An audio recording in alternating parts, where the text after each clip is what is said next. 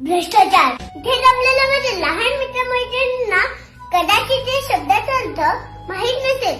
म्हणजे मला सुद्धा नाही माहिती, कारण मी सुद्धा लहानच आहे. पण बाबा बोलतात भ्रष्टाचाराने देश फोकसात चाललाय.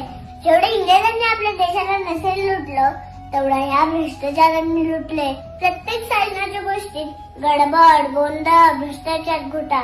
ह्यांचे घोटाळे करोड, 100 करोड, 1000 करोड, हजारो करोड. हे घोटाळे करून एवढा पचून ढेकडी देत नाही म्हणे. जेवढी आपली लोकसंख्या आहे आणि जेवढी आपण सगळ्या गोष्टी टॅक्स भरतो, हे पाहून आपण जगातले महासत्ता कधीच बनायला हवं होतं. पण या घोटाळेबाजांमुळे आपल्या देशाचं अतोनात नुकसान होत चाललंय. जे आपल्या देशासाठी लढले, ज्यांनी आपल्या देशासाठी आपल्या प्राणांची आहुती दिली, त्यांच्या डोक्यात दिवसाचं एकच गोष्ट असेल, माझा भारत स्वतंत्र कसा होईल.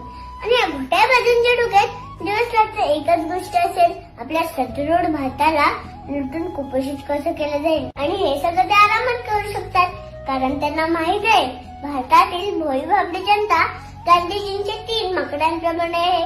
ते काय आपल्या भ्रष्टाचारांबद्दल बोलणार नाहीत, ऐकणार नाहीत आणि बघणार नाहीत, कारण ते स्वतःच्या समस्यांमध्ये बुडालेले असतात.